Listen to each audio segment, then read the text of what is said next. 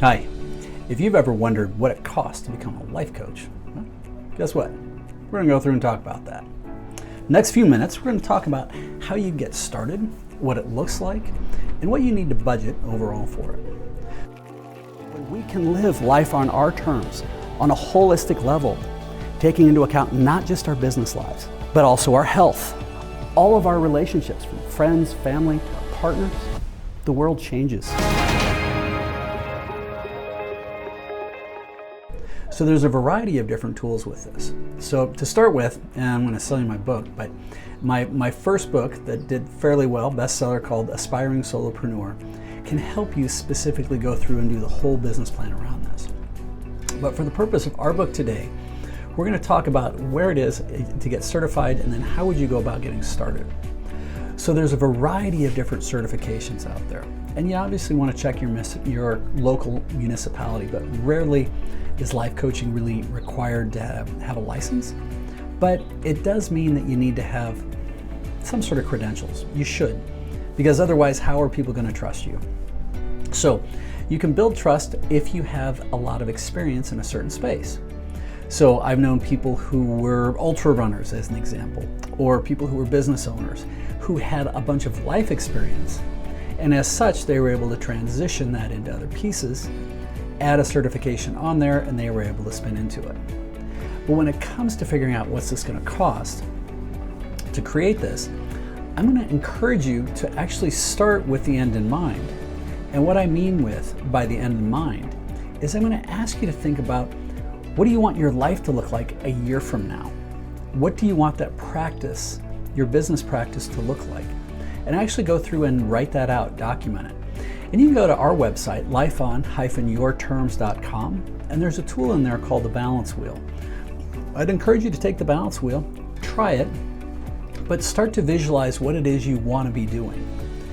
Because when you start a new business, then people get excited with the money. I fortunately make very, very good money, make over $1,000 an hour with what I do from a coaching perspective.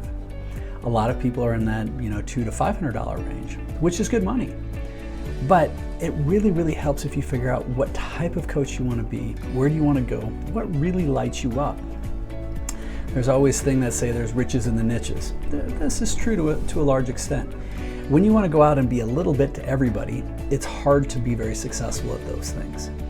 But when you choose to say, no, I really want to stay focused on this smaller group, and start driving into figuring out what that looks like, that's something it becomes easier. It helps you focus on where specifically you want to be. So when we go through and we start talking about what the costs are fairly minimal, particularly with the advent of Zoom and the adaptation that virtually everybody's comfortable on Zoom or phone. So it allows you to be in places like, well, I'm in Cabo today, but I also live in the high country in Colorado. But I work with people all over the world, and you can as well. But the challenge is I don't have a lot of people coming into my Zoom studio, knocking on my door saying, hey, can I work with you? So you have to figure out how you're going to get involved with that. So there's a variety of things when you start looking at costs. We're going to start with the idea around a certification.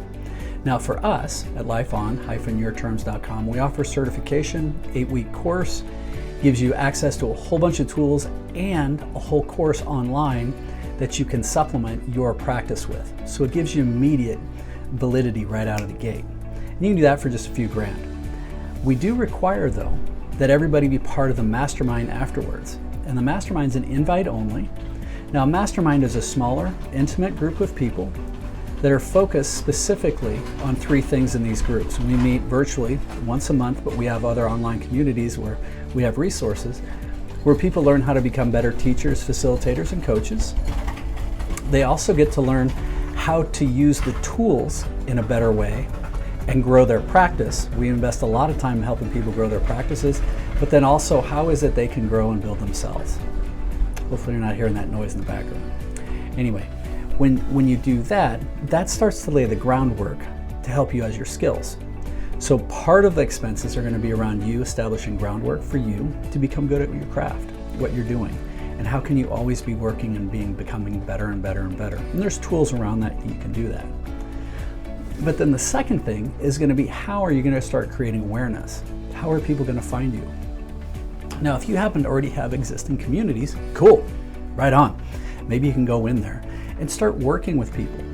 And when you start working with somebody right out of the gate, it's nice to get paid, but it's not nearly as important. Not nearly as important as number one, building fans, and number two, getting referrals and testimonials. So when you're starting, understanding that you are in essence getting paid to go to school. This may be where you start working with friends, family, that kind of thing, and just give it to them on the house. But as you do that, you're starting to understand, you're getting a hold of your tongue better, you're figuring out what the process, the cadence is, you're learning how to listen. And oddly, that's the biggest skill where most people screw it up, is they aren't necessarily very good listeners. But as you start to become better and better and better at this, then you can start to say, hey, who else do you know in your network that would value what I do, that I could help, that I could genuinely be of service or value to? And when you can start asking that and you start getting referrals from people, then you're off to the races. The practices and the businesses I've built, majority of them have been through that word of mouth component. There is nothing more powerful than a solid word of mouth referral. So this is going to require, and there's other videos in this network, or on this channel, that help you talk about how to become present. How do you set the right environment? How do you set that table to help people be really, really good so you can help them and be ultra present and change their world?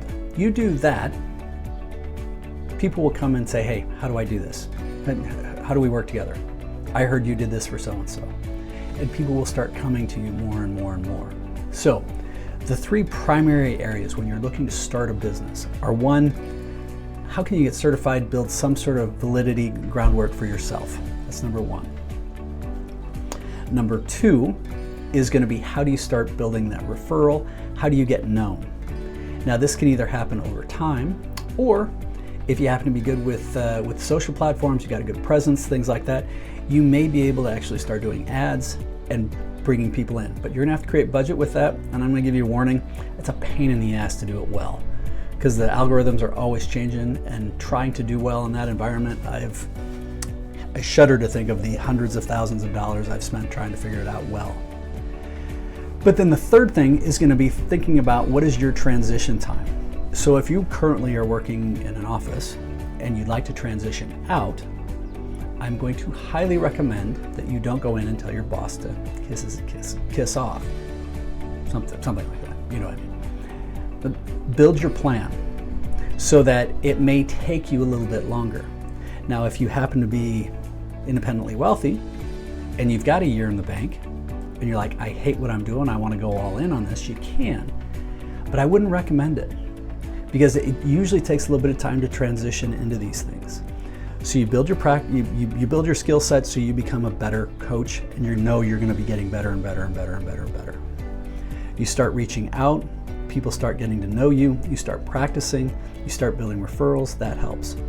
But making sure that you can afford the time frame to do that, I call that runway. The longer runway you have, the easier it's going to be for you to transition into that space, so that then you can, so eventually you get to a point, it's like, okay, when I have 10 clients that are paying me $200 an hour, I know I can pull the ripcord, I can go in and respectfully give my 2 weeks notice at my job, and I'm out, and I get to go do that other piece. You may have to do a little bit of extra work in there, fine. But making sure that you have the money and the time frame to get there. Now, if you're in between gigs and you want to go all in, fair enough, you may do that, but you may have to get a side hustle for a little while you're building it. If you choose to go after the side hustle, fair enough, but think about, can you go to a side hustle where you're going to be able to help people in your space already? Like I said, we live in a high community in the mountains. We're at 10,000 feet. So if you want to go be a ski instructor, right on, as a side hustle, cool. Is that going to put you in an environment where maybe you could find even more clients that you could be giving other things away? But how can you get twice the juice for the squeeze? But again, going full circle, all the way back to how much does it cost, how to become a life coach, and where do we want to go with it? Well, the important thing is making sure that you start with the end in mind and say, look, in a year from now, I want to be making I want to be making, $5,000 a month, 10 grand. I want to make 10 grand a month. So that means I've got to have this many hours of coaching clients a month. Great.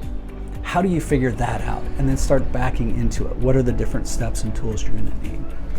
So if you'd like to learn a little bit more about what we do, you can go to lifeon-yourterms.com, lifeon-yourterms.com. Reach out to us, and we'll set up we'll set up a call. Maybe we can help you with this or get you into our next cohort. But if you have any questions, love to hear any feedback. Keep smiling.